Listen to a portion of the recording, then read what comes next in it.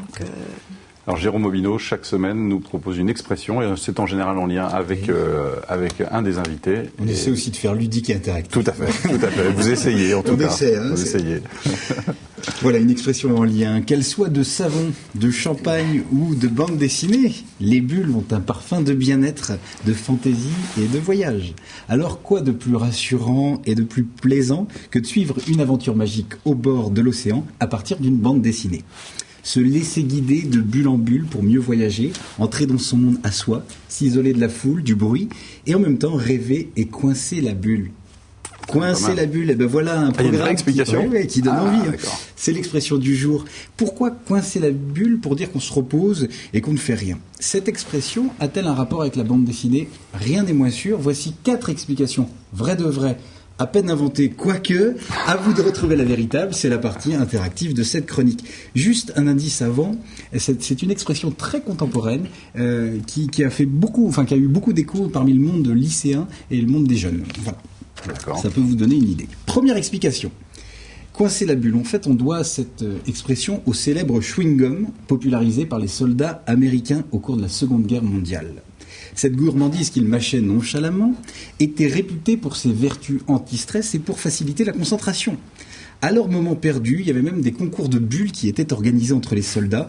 Et pendant qu'ils essayaient de fixer leur bulle au coin des lèvres, ils ne faisaient pas grand-chose d'autre. L'expression s'est par la suite imposée. Deuxième explication.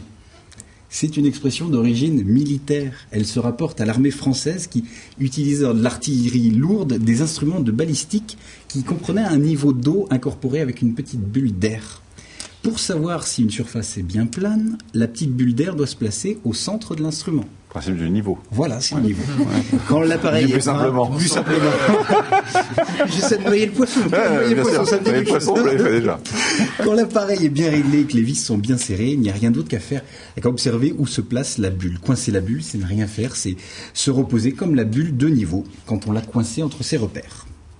Troisième explication, la bulle du pape. L'expression nous vient du latin bulla, qui évoque la petite boule de cire qui était accolée au sceau d'une lettre ou d'un parchemin, et notamment les missives émanant du pape. La tâche était tellement importante qu'on a désigné quelqu'un pour qu'il s'occupe de ce travail. Il faut dire que ça ne lui demandait pas trop d'efforts, si bien que le poste était très envié dans l'environnement du Saint-Père. C'était à qui coincerait la bulle.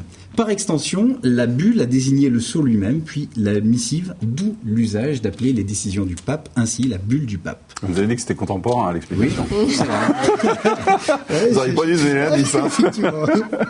Quatrième explication à bulle, c'est aux bulles de savon dont on fait référence et au simple jeu enfantin, le truc à bulles. Ça remonte au XVIIIe siècle, cette invention du truc à bulles. Et on atteste les tableaux de Manet, de Chardin, de Chaplin. Vous pouvez aller voir ces tableaux où on y voit ces représentations-là. Et si c'est aujourd'hui devenu un vrai sport avec des concours, des compétitions de trucs à bulles, il a été considéré longtemps comme un moment de farniente où le seul objectif était d'arriver à coincer la bulle pour qu'elle dure le plus longtemps possible sans risque d'éclater. 4 explications, chewing-gum, expression militaire, bulle du pape. J'attendais la quatrième, je me disais les autres d'avant sont pas très plausibles, et là je suis un peu... Mais il y en a quand même de vrais. Deux vrais ? Non, il y en a deux vrais. Il y en a une, deux, je sais pas. D'accord. Je penche pour un mélange. Moi, je pense qu'il y a un peu des... Alors, Cécile Langlois. moi, ça serait pour le dernier, parce que c'est le plus poétique. C'est vrai que c'est pas mal.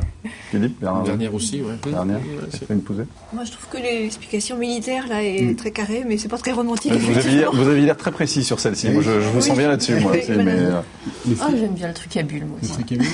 Moi, je prends un peu de tout. Avec ceci Eh ben, en fait, c'est l'expression militaire, très cartésienne, moins poétique, mais pourtant la véritable. Voilà. Coincer la bulle.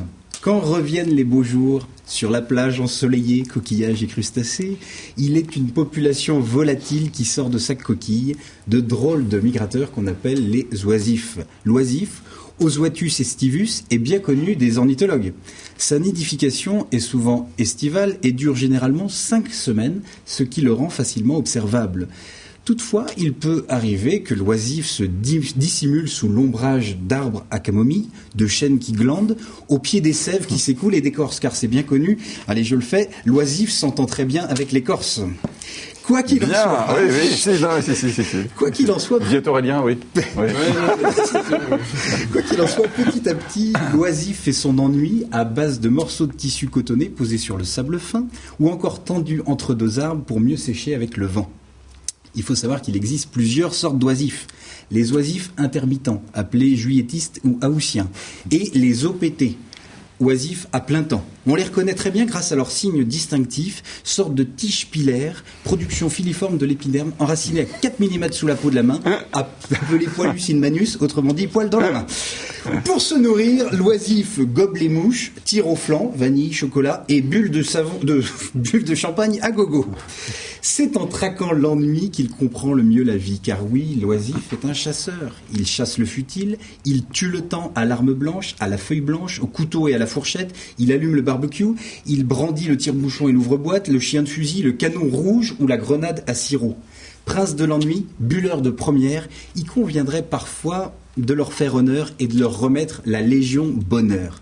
Ah, vive les oisifs, puisse nous arriver bientôt de le devenir, de coincer la bulle sur le bord de l'océan, allonger sur notre serviette, la bande dessinée à la main, être dans notre bulle, oublier le monde pour mieux rentrer dans celle dessinée par Catherine Pouzet, se laisser guider, suivre l'aventure magique. Il n'y a pas à dire, à vol d'oisif, la vie paraît moins longue, ou paraît plus longue, pardon. Très bien, merci beaucoup, merci.